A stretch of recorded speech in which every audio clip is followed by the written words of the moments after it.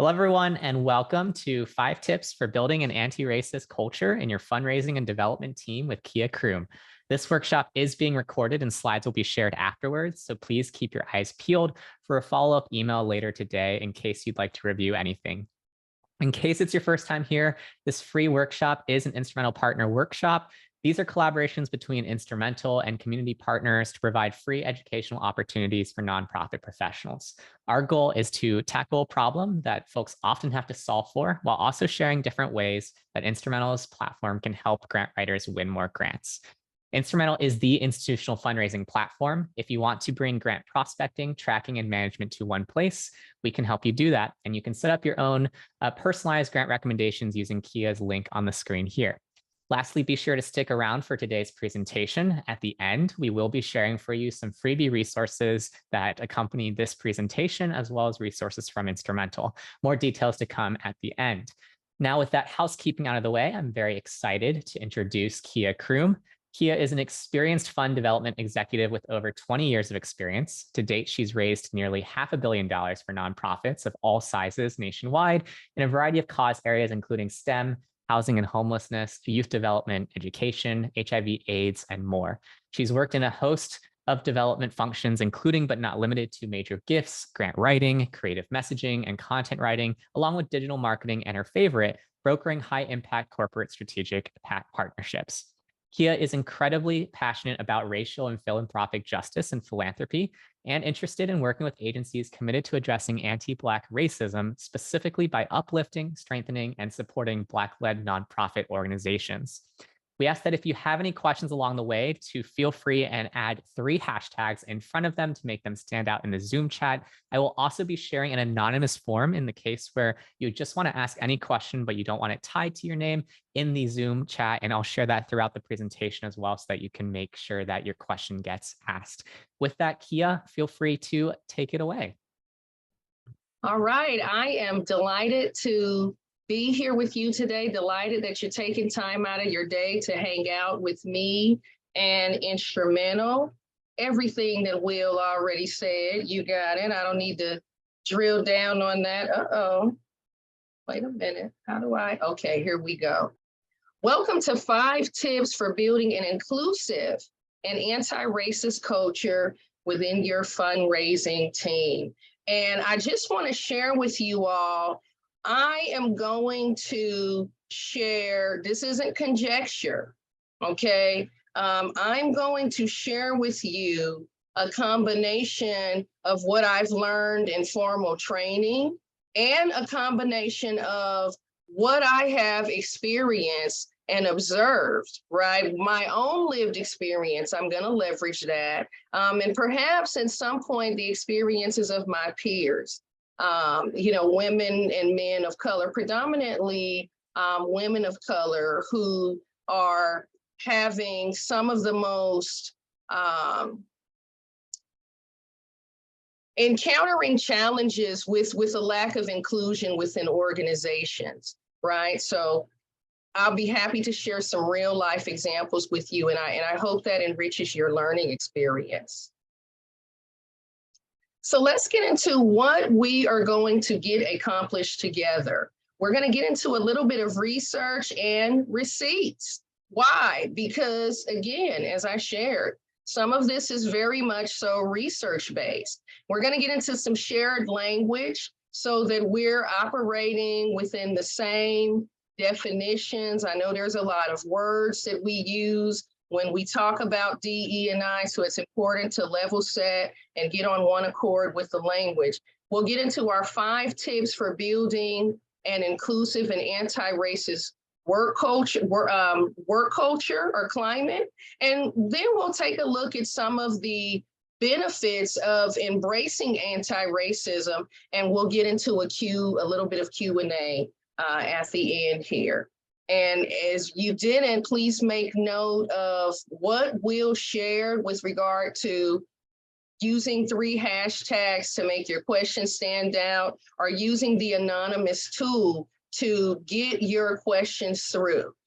For those who don't necessarily want to do that, feel free to just hashtag it up and drop your questions in the chat. let's take a quick look at our ground rules. I want to reiterate that this is a safe space. Consider this your learning and training ground, right? I oftentimes hear, particularly from white people, that, there's some discomfort in asking certain questions or having people that they can go to. Bring them, bring your questions. Let this be a training ground and learning place, right? We're operating under the assumption that questions are rooted in the best intentions. And I do want to share that this will be an honest discussion. I intend to be very honest and transparent with you.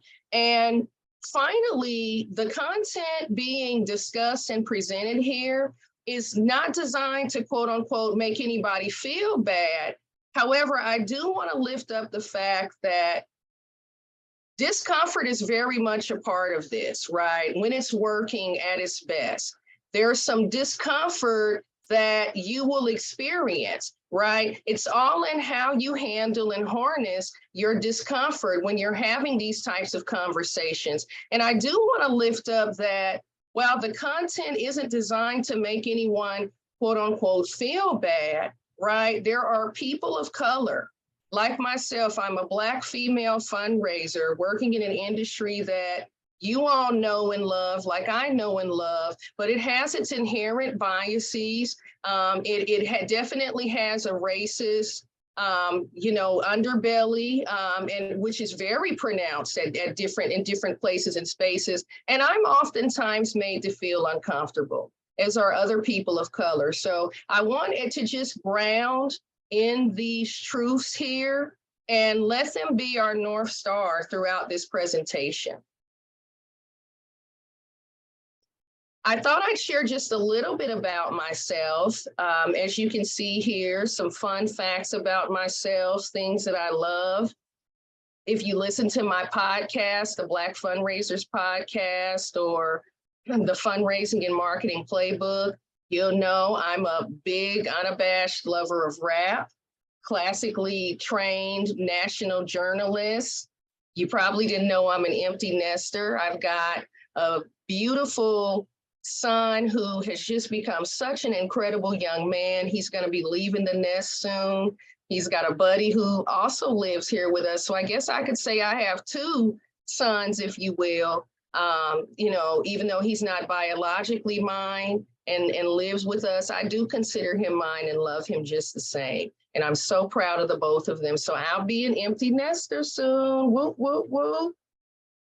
And you get the picture. I love the beach. I try to go every quarter. I love cooking. So I love my cornbread and collard greens, country girl at heart. Just a little bit about me so you know who's presenting to you here. So let's get into this research and receipts. I don't know if you are familiar with Blue State Media Research. If you're not, get to know them. They are a wonderful, wonderful resource. I think about a year ago, they conducted a study to assess the risk and rewards of embracing anti-racism. What do you think they found? Let's find out together. Their research indicated that 68% of their respondents strongly agreed for the strong case for equity and inclusion, and indicated that they would prefer, right, or support organizations that embrace DE&I in their work and in their mission, right? I want you to just put a pin in that. When we talk about receipts, right, it's one thing to look at a data point. It's another thing to live racial workplace trauma.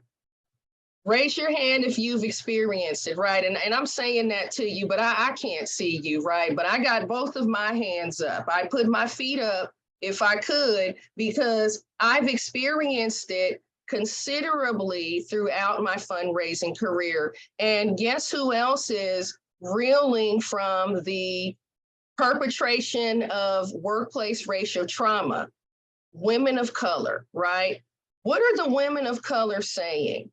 An overwhelming majority of them self-report experiences with racism at work that run the gamut from being discriminated against based on how they dress, their weight, the way that they style their hair, etc. And this article with the Harvard Business Review paints that picture, right? I encourage you to grab that article, take a read in your spare time. But what are these women of color saying? They're saying that they're exhausted, they're isolated, they feel alone, they're in pain, they're crying, they're just feeling very unsupported, right?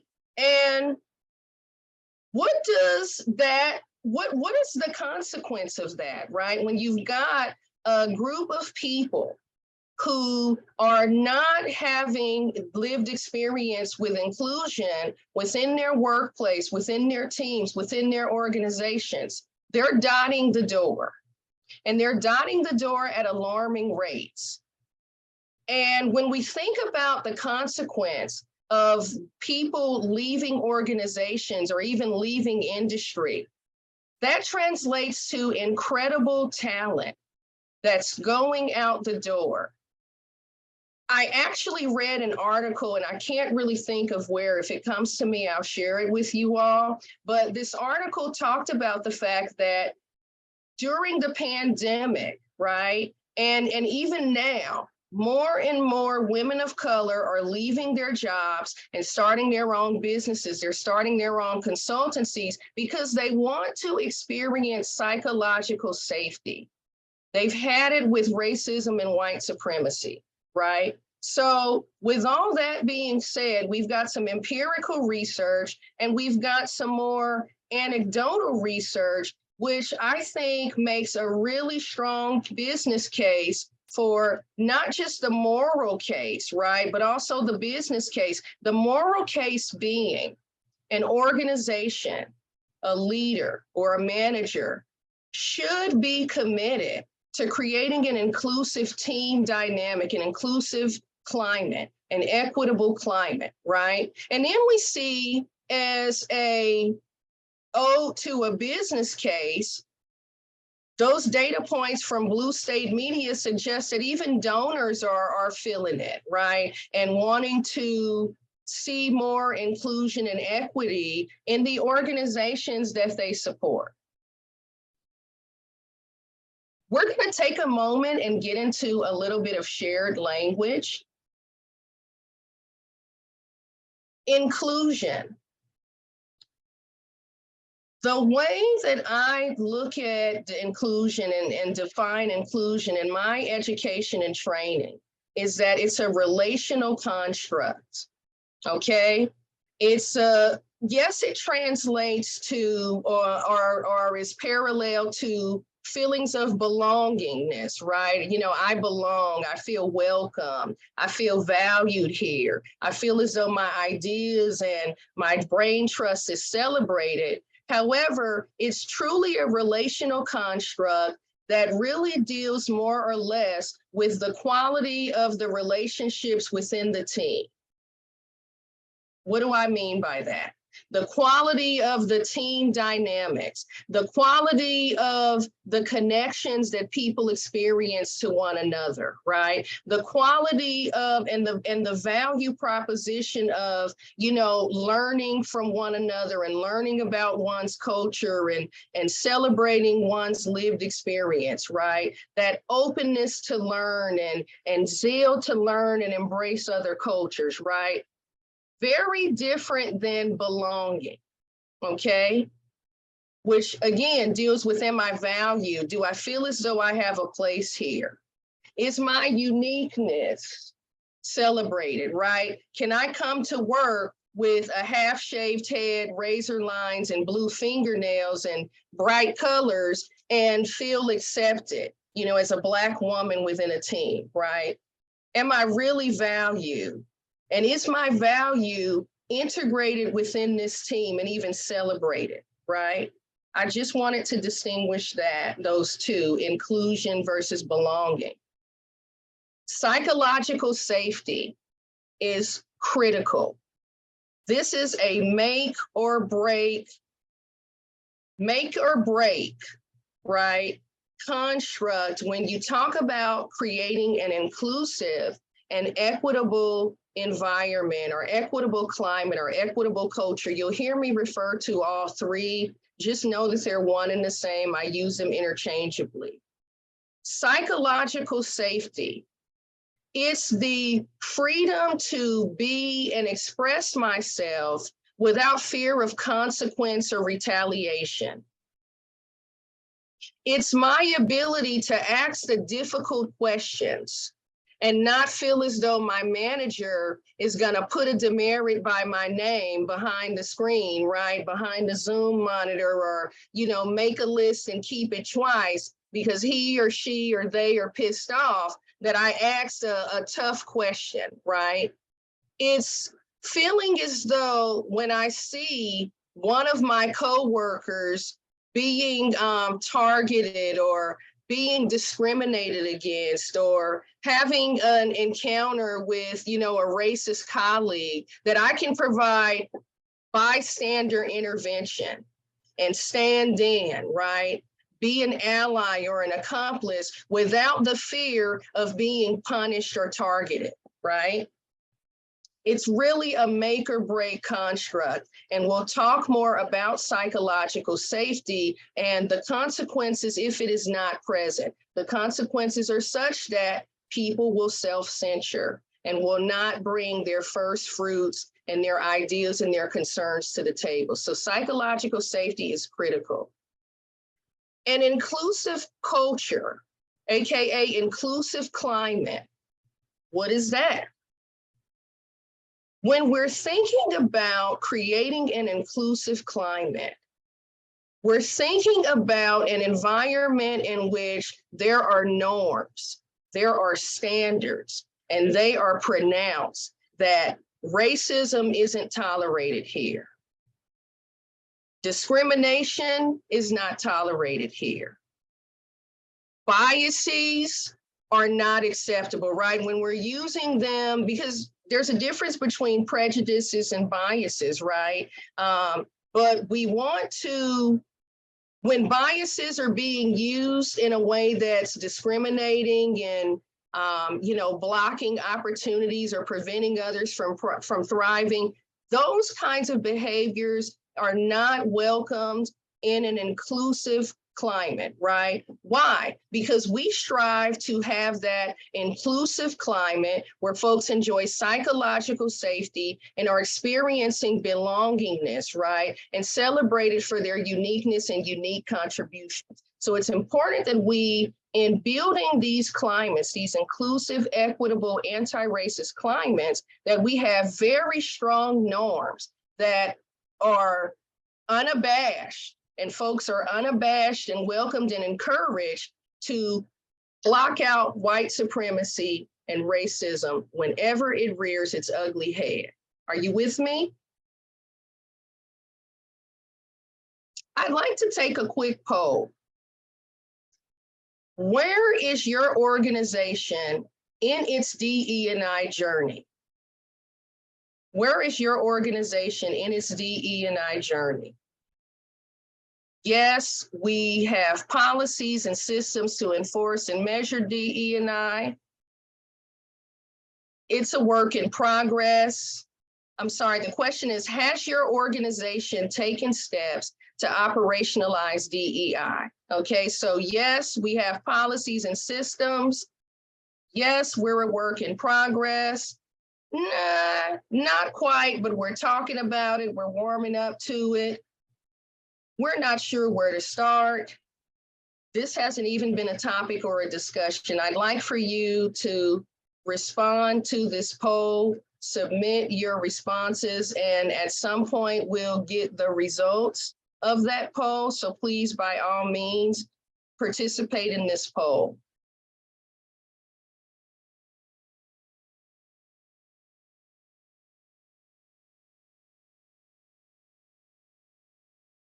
Okay, and our poll results have been shared with us. It looks like the majority of us on the call are acknowledging that it's a work in progress. Okay, I celebrate that. A small proportion, 15%, but I'm encouraged nonetheless by that 15%, has codified policies to enforce and measure DE&I. We've got a small portion, a small segment, 18%, that says not quite, but we're talking about it, you warming up to it.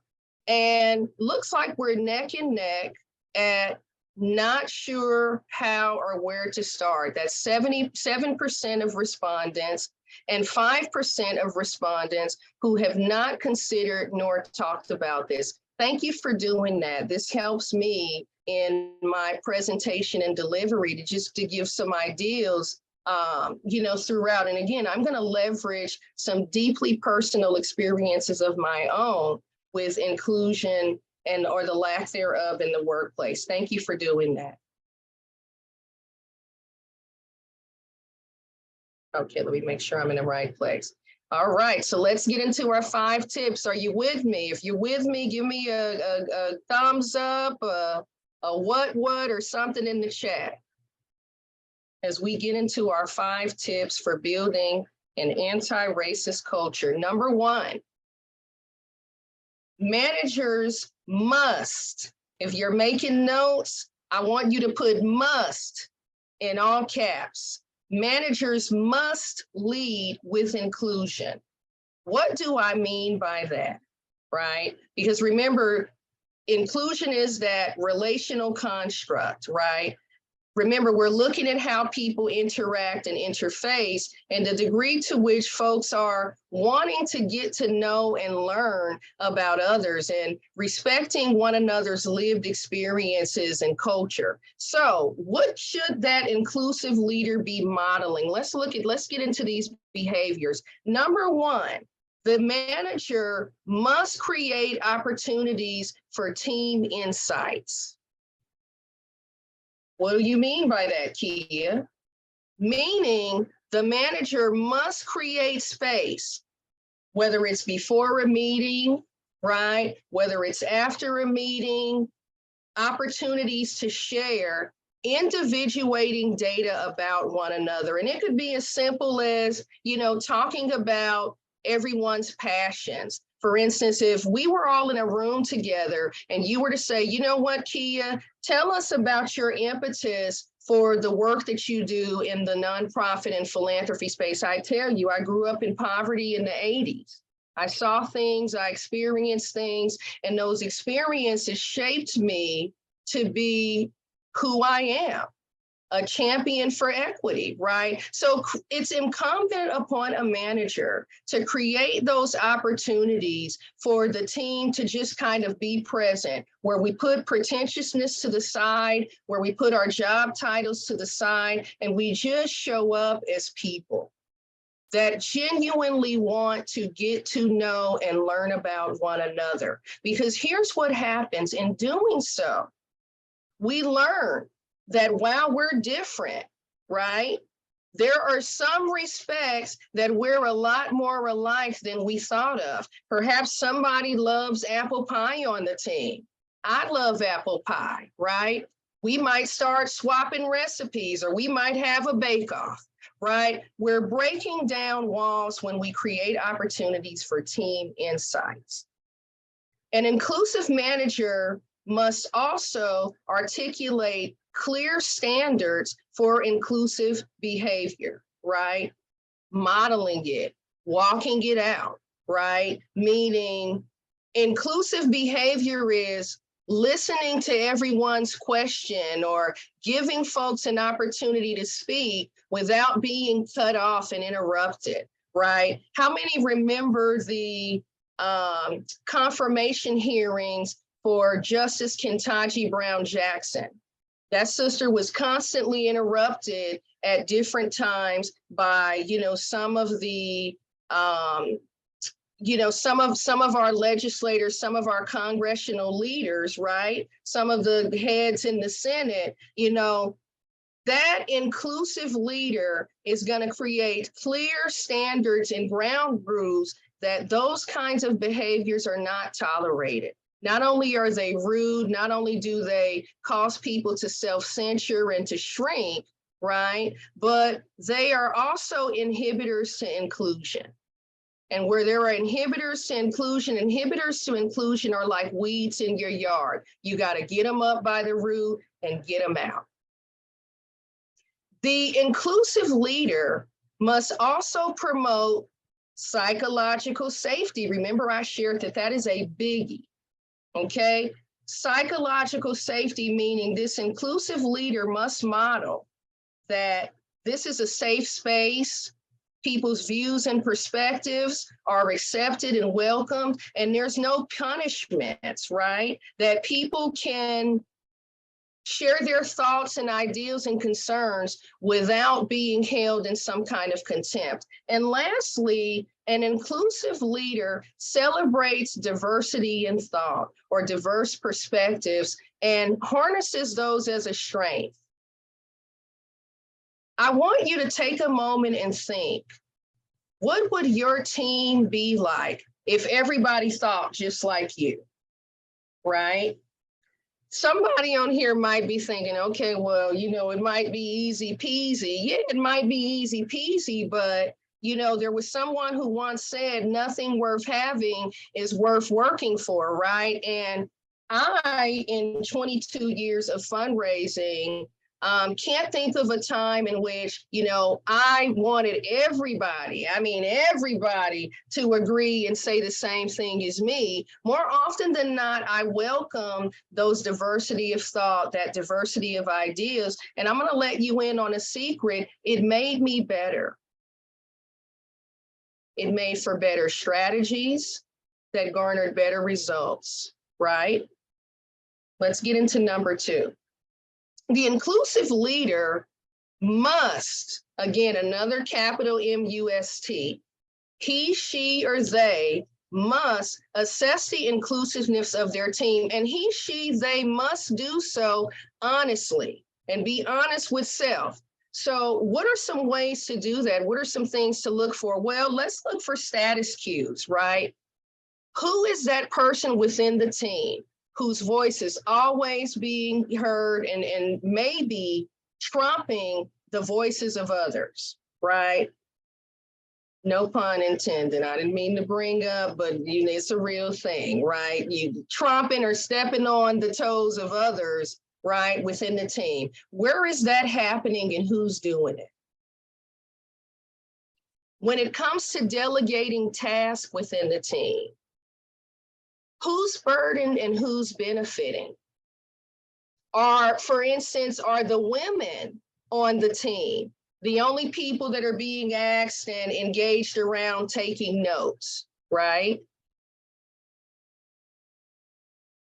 Who's bearing the burden and who's carrying the benefits? The inclusive leader has to take a hard look at those dynamics and be honest about them, right?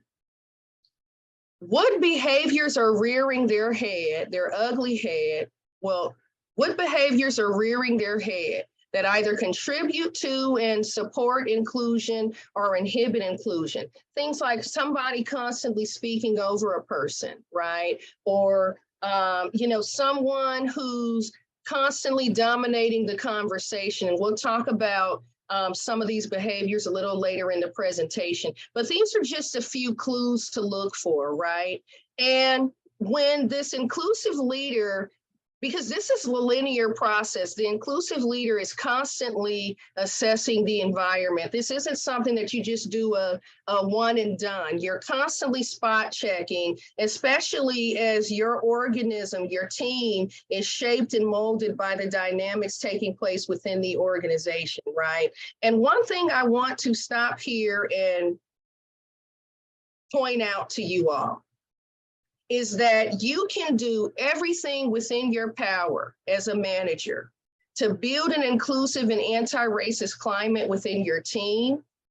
But if that is not a shared value at the top with your C-suite, with your CEO, your ED, or otherwise, it's not likely to be experienced at the organization level.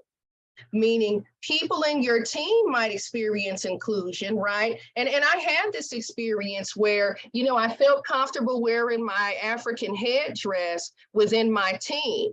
But when it came time to being in the room in an all staff meeting, you know, I might not have necessarily felt that way, right? I might not have necessarily felt comfortable doing so, right?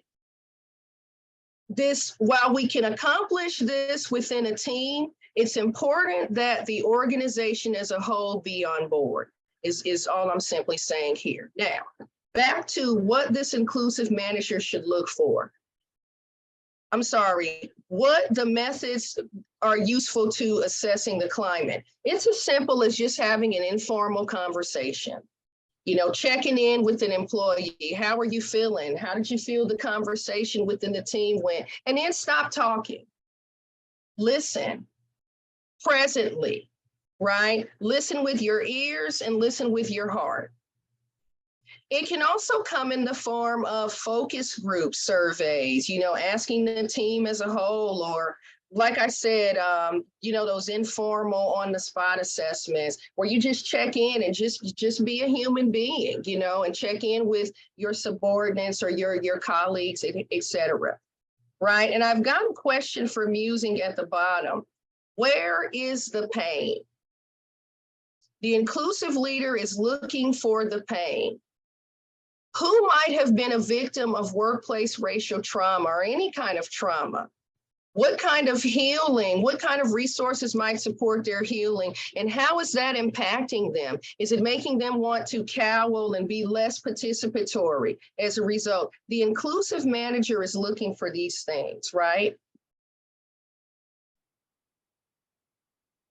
The inclusive manager is going to do all that is possible to create those clear standards for inclusive. I call them inclusive rules of engagement. And these are vital to stamping out racism. And below here, I included a number of behaviors that should be discouraged and that should be reinforced, right? I talked about interrupting. I talked about dominance posturing, where one person is always monopolizing the conversation, kind of filibustering, and never allows anyone to say that. And I want to digress for a moment and share my own lived experience with dominance posturing. I'll never forget, I was in a meeting. It wasn't a team meeting. I was in a meeting with my white male supervisor, and there were some donors and some prospective donors in the room. And this white male supervisor, you know, my whole team is assembled. We're in the meeting, but none of us got a word in edgewise. We might as well have been the window dressing in the window in that particular boardroom. We sat there. We never had an opportunity to even so much as introduce ourselves. He went down the team and pointed to each one of us and shared our names for us, right? And as this was going on, you could kind of, if you're a person that reads the room, you could kind of read the room and gather that, you know, folks were a little bit uncomfortable, right? Like, okay, this is kind of weird. Is anybody else gonna say anything at all? This is creepy, right? But this person wasn't one to read the room. So he continued to talk in the entire meeting. And at the end of the meeting, there was a line of people wanting to talk to me. They came to me and said, listen, it's an awful shame that I didn't get to hear from you. I'd like to know more about you. And I hate that I didn't get the opportunity. And in so many words, you know, folks were saying, and some of these folks were white, some of them weren't, like, gosh, it's a shame that this guy didn't allow you to get a word in edgewise, and I'm oh so sorry, right? You know, they were embarrassed for me almost, right? Dominance posturing. We've all heard of microaggressions, right? In addition to dominance posturing. You know, the pejorative terms that folks use, you know, when I have people to tell me often, oh, you're very articulate. Might not necessarily mean to be condescending or so forth, but those kinds of comments are, right? micro affirmations, right? Or even I want to go back to microaggressions for a minute because I hear about microaggressions most often.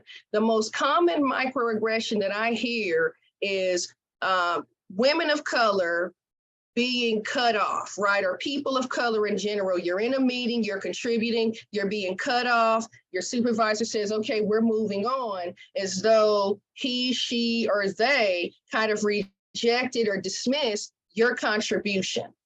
Got another quick story to share. I'll never forget, I was in a meeting. Now, this was post George Floyd. This was during that racial reckoning. And a manager did that exact thing to me. I raised a perfectly viable, great strategy in a meeting. And the response I got was, okay, moving on. Yeah. And a colleague of mine demonstrated bystander intervention. She said, wait a minute, excuse me. Kia raised a very valid comment and you just moved on as though it was yesterday's news. I want to go back to her comment and let's seriously consider what she's talking about before we move on. Very uncomfortable moment, but I was so grateful that she did that because I was exhausted with being treated that way within that team, okay? Perfect example of bystander intervention in the case of a microaggression being perpetrated on someone. Just as dastardly as microaggressions are microaffirmations, those affirmations that folks give to suggest that they acknowledge and they agree with what some people are saying, right? But not what other people are having to say, right? You lean in and you're nodding when one particular or a couple of people are saying things, but when others are saying things, you know, you're stoned, you're ice cold, you're unengaged, you may not even be present, right? Those are micro affirmations, right? I didn't want to skip over withholding information. This happens, you know, setting people up for the okie doke or the failure. It happens to folks, right? The inclusive manager is making sure that people aren't hoarding with information. When it comes to exclusion, that folks aren't being excluded from meetings, that they're being engaged and encouraged to participate in all facets of the team. What should be reinforced? Standing up for one another, as I shared with you, a white ally did for me when I was microaggressed by a white male supervisor, right? Not only that, she asked before we moved on, are you satisfied? Do you feel like, you know, we can move on? Do you feel heard, right? Standing up for one another. Silo busting, right? Collaborating, no silos, right? Giving one another the benefit of the doubt, assuming that folks have, you know, the best intention. We talked a little bit about that earlier. And just demonstrating care and concern for your fellow man or woman or otherwise, right? Being there, just being a good old salt of the earth human being and demonstrating kindness to one another. An inclusive manager creates the rules of engagement that guide the tide, right? Very, very important.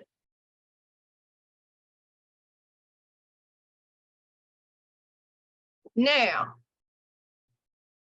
that inclusive manager, those inclusive standards, those rules of engagement, they're not necessarily just limited to how you interact with one another within the team. They're also very relevant to the work products that you're curating and producing as a team, right?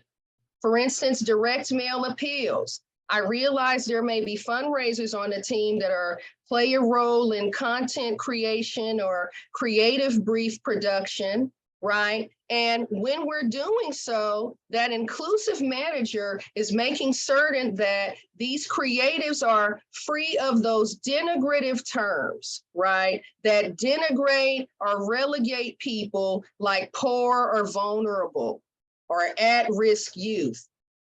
Was I an at-risk youth, having grown up in poverty? Was I poor or vulnerable? I don't like to be referred to as such, right? Rather, I prefer that an organization refer to the contextual factors that contributed to me living in poverty. So I'm never writing about Black and brown people, children or such as poor or vulnerable. I'm talking about the inequitable systems and characterizing them for being ambitious and overcoming and zealous and all of these wonderful things, right? In spite of the inequity they're faced with, right? That inclusive leader is committed to that. There's no holds barred. Those pejorative, denigrative terms are banished, right? And this inclusive manager and the team is committed to assets framed narrative. And if you're not familiar with assets framing, I encourage you to do a good old Google, look up a brother that I adore and celebrate. His name is Trabian Shorters. He's got a whole canon of resources on assets-based framing and why that is important. Why it's important to characterize people based on their ambitions and goals rather than the things that demoralize and present barriers for them, right? Last but not least, that inclusive leader, again, is reinforcing these two, not using the pejorative terms, embracing assets-framed, assets-based narrative, and prohibiting the white savior narratives that center whiteness and denigrate Black and brown constituents. Now, if I had to give you a picture of what those look like, it looks like, how many remember those commercials that would come on in the middle of the night, right? Where they would show the malnourished kids, right? Regardless of what continent, what country they were in. And they've got the white person that's bringing the water or giving them a piece of fruit or a piece of meat, right? Those images center on whiteness and reinforce racism and white supremacy and overstate the ability of the donors. They suggest that the white savior, being the white donor, right? They really give more power to that donor in changing these circumstances and changing the narrative in ways that don't do that story justice. I hope that makes sense to somebody. The inclusive leader is codifying clear standards that prohibit these tactics. The inclusive leader creates a clear system of rewards and punishment. How are you celebrating employees that model inclusion? How are you disciplining those who do not? In meetings, I was in an organization once that would have these monthly meetings where, folks would be celebrated and given a gift card or an award based on, exemplary behaviors they model, right? Standing in the gap and supporting colleagues. That's a rewarder, right? A discipline. I don't think I had to get into disciplinary measures, whether you're being written up, whether you're being asked to apologize or whatever the case may be, right? The inclusive leader is modeling that. And finally, the inclusive leader will prioritize equity and inclusion when recruiting new talent. He, she, or they are incredibly mindful of where they're marketing their opportunities. Are those vehicles those that attract diverse talent? The inclusive leader is putting his or her or their money where their mouth is and procuring services and commodities from historically marginalized and historically marginalized racial and social groups even, right? In the spirit of equity and inclusion. And I already talked to you at length about what the inclusive leader is doing to ensure that inclusion is modeled in their creatives and marketing, right? Lastly, the inclusive leader is committed to codifying KPIs that measure inclusion, whether we're talking about diverse hires, whether we're talking about diverse suppliers, whether we're talking about the number of team builds we do to promote diversity. There's some empirical research that we can hang our hats on. And I'm going to talk really briefly about the benefits of an inclusive strategy. Number one, you're retaining the top talent, right? Diverse talent, right? Who could use some diverse fundraising professionals in their team right now? Who can benefit from that diversity of thought, right? It's a win-win. I can assure you. And we saw with Blue State Media the value proposition for embracing anti-racism and appealing to different racial and ethnic and social groups as prospective donors. Number three, we're helping to dismantle systems of oppression. And number four, increased employee engagement and productivity. And I've seen this firsthand with my own two eyes. Employees who feel as though they're working in an inclusive and equitable environment tend to be motivated and show up, right? Here's a slide that I put in here just for musing, you know, something to think about in your quiet moments and to look at where you really stand, right, in this journey, or questions that you might want to ask of your manager or your team, right? When you're in conversations, you know, who's trying to get in the room but can't?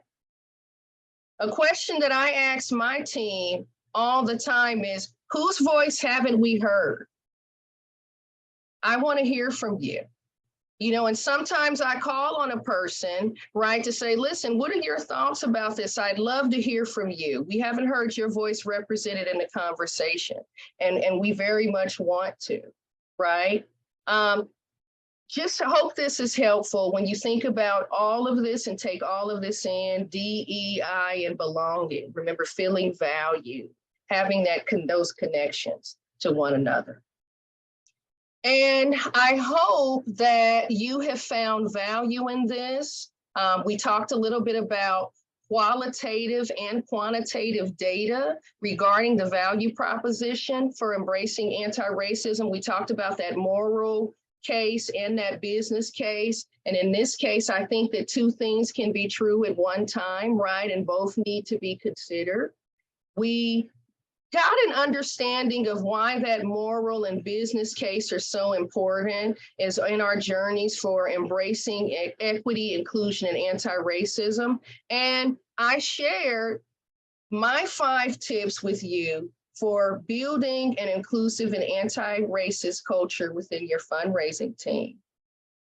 I encourage you to reach out to me. This is my math, my email. Y'all got my LinkedIn. You got all that you need to get in touch with me. I'm happy to answer any questions you have because I'm genuinely committed to ensuring that this sector gets this right, because the mantle and the work that we are called to do is too important for us to be losing genuine, wonderful, salt of the earth, committed people because they're not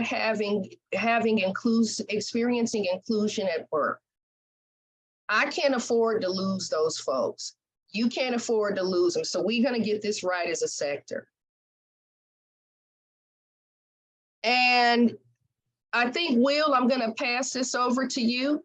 Yeah, real quick. We have a ton of questions, so I'll be quick about this section.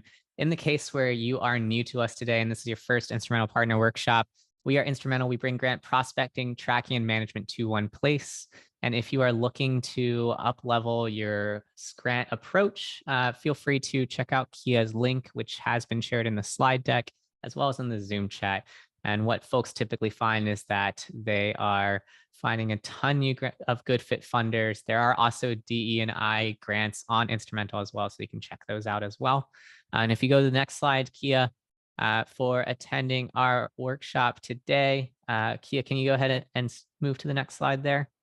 Absolutely. We're going to go Awesome. on through this. I included a freebie that just, reiterates what are those inclusive behaviors that we want to ensure are being modeled and demonstrated, and what are those inhibitors, those hygienes that should be discouraged. So you're at liberty to download that and use that, share it with your team. Have I gotten to the last slide here? Yep, that's the last slide. So I'll put that link in the chat in the case where you are looking for more there. Katie, if you use that instrumentl.com/r/Kia link, that will let you create your free account and you can get your personalized grant recommendations from there. I'm going to go ahead and start jumping into the Q&A because we've got a lot of questions to work through. Happy to do it. Kia, first question for you. From Vicky, can you share the Blue State Media's website? Vicky was struggling to find that.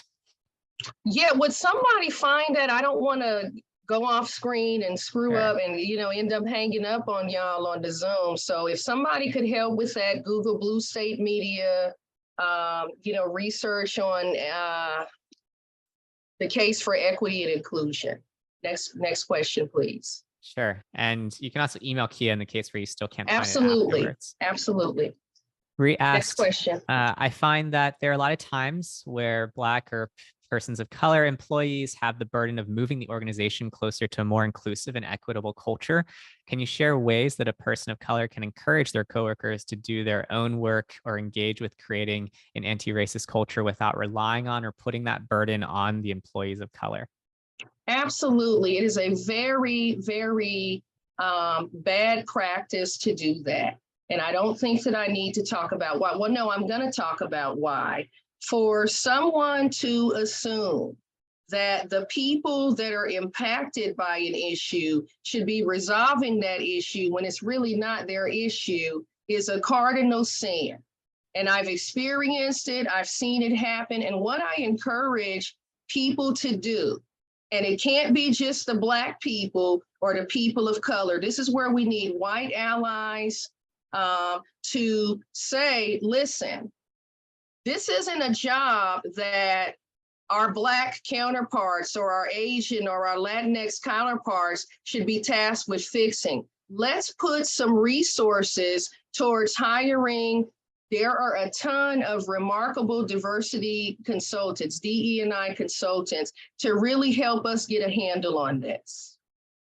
Thank you for that question. Vicky asked, wouldn't DE&I always be a work in progress? Going back to that poll question set earlier. It absolutely should be a work in progress. It absolutely should be. It's a linear journey. It absolutely should be. Next question, please. An anonymous question was asked, we have policies and systems, but they aren't followed. Any suggestions on what you do here? You got to call that out.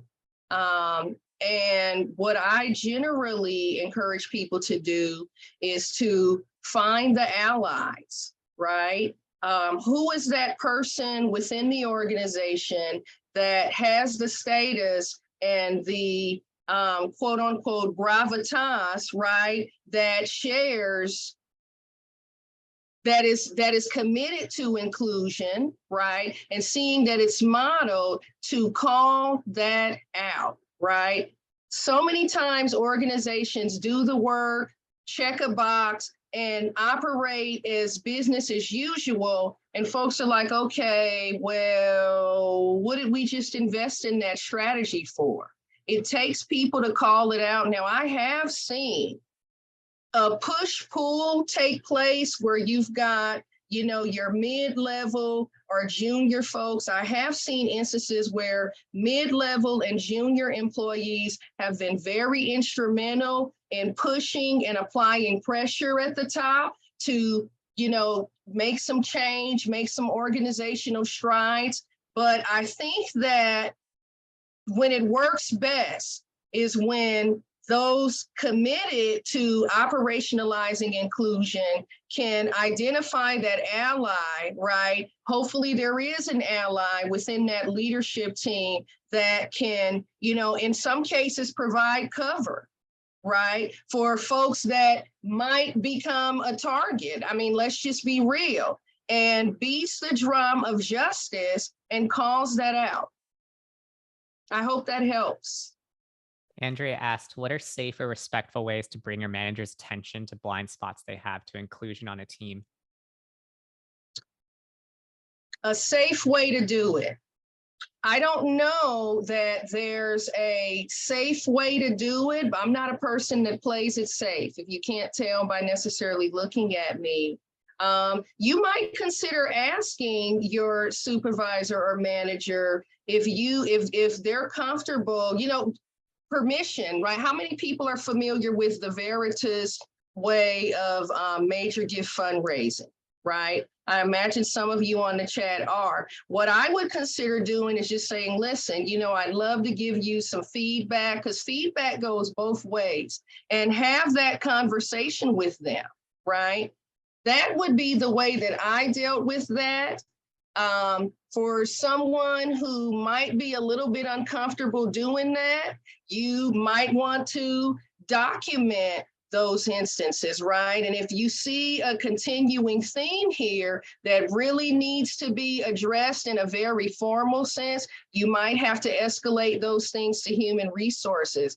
And I want to share with you that this is kind of one of those things where when you see things happening that counter these racist encounters, when you see white supremacy rearing its head, right, and impacting folks, sometimes it is, in most cases, it is better to just, go the full mile and document it and have that person called to the rug and disciplined for that behavior. Otherwise, things aren't necessarily likely to change. I have had that experience and had to really swallow my fears and say, you know what, if I'm putting a target on my back, so be it. But this has to stop.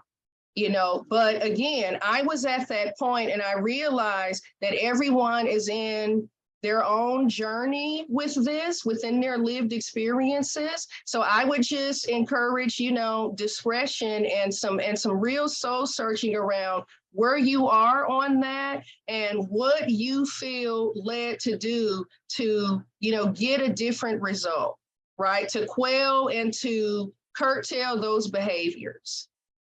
Awesome. And we've got a couple more questions. I'll ask as many as I can, but if you cannot get your question asked in time, I'm putting Kia's email in the chat as well in the case where your question is not gotten to. Bridget asked, can you share more examples of questions or activities to help get team insights? Yeah, I mean, I have done things like have folks bring baby pictures to a meeting, right? Share your baby pictures and memories from your childhood. Just simply asking folks, what contributed, you don't want to ask somebody why they're here. You want to find out why they're here, meaning, why are you working inside of a children's organization, or what prompted your impetus? What is your impetus for working with a children and youth organization, or a child welfare organization, or a domestic violence organization? And you may have some watershed moments. Having a potluck, is an opportunity. I don't know how many folks are back in the office, but things like that just allow us to just kind of be present and get to know one another. Awesome. Alex asked, can you talk more about micro affirmations? They were put on the discouraged side.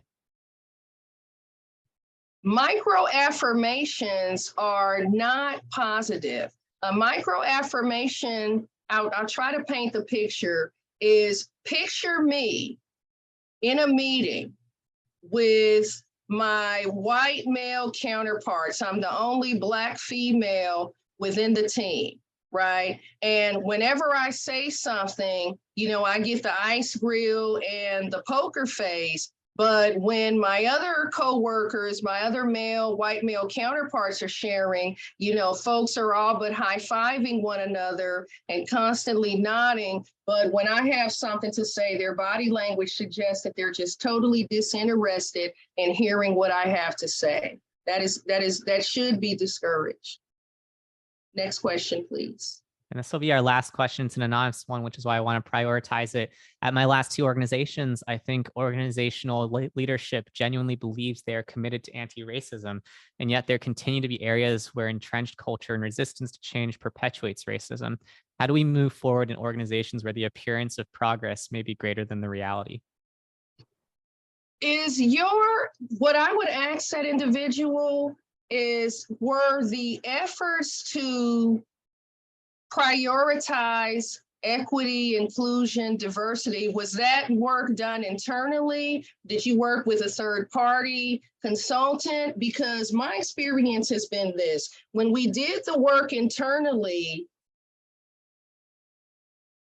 our efforts were swept under the rug, right? There wasn't any investment or any outlay. There wasn't any buy-in from the board, right? From the employees, I won't say there wasn't buy-in. The contributions, I would say that we would have benefited from having trained facilitators help us to operationalize inclusion, right? Inclusion and equity in action.